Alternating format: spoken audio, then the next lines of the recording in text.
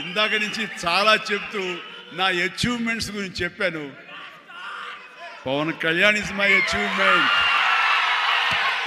Ram Charan is my achievement, నా ఫ్యామిలీలో ఉన్న అందరు బిడ్డలు అందరూ కూడా నా అచీవ్మెంట్. వీళ్ళందరూ చూస్తుంటే ఇది కదా నేను సాధించానని. మొన్న పవన్ కళ్యాణ్ ఇంటికి వచ్చినప్పుడు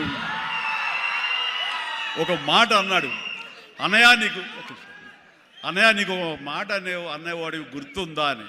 ఏమన్నానరా, మన ఇంట్లో ఇంతమంది మీరందరూ ఉన్నందుకు, నాకు ఈ అవకాశం భగవంతుడు ఇచ్చినందుకు ఇది నాతో ఆగిపోకూడదు.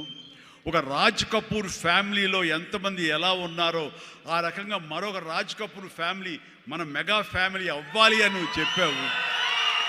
ఈ రోజున చూస్తుంటే తలుచుకుంటే నీ మాట ప్రభావం, నీ మాట మంత్రంగా ఈరోజు పనిచేసి మన ఫ్యామిలీలో ఇంతమంది 90 ఉన్నావు, 10 మంది దాకా ఉన్నావు అంటే కనుక నీ మాట పవర్. ఎందుకంటే నువ్వు చాలా నిష్కల్మషంగా అంటావు, అనేదో కన్విక్షన్తో అంటావు, అందులో ఎలాంటి పొల్యూషన్ ఉండదు కాబట్టి దానికి బలం ఎక్కువ అన్నయ్య. మంచి మనసుతో అంటావు, పాజిటివ్తో అంటావు అని కళ్యాణ్ బాబు అంటే అవును కదా అనుకున్నా.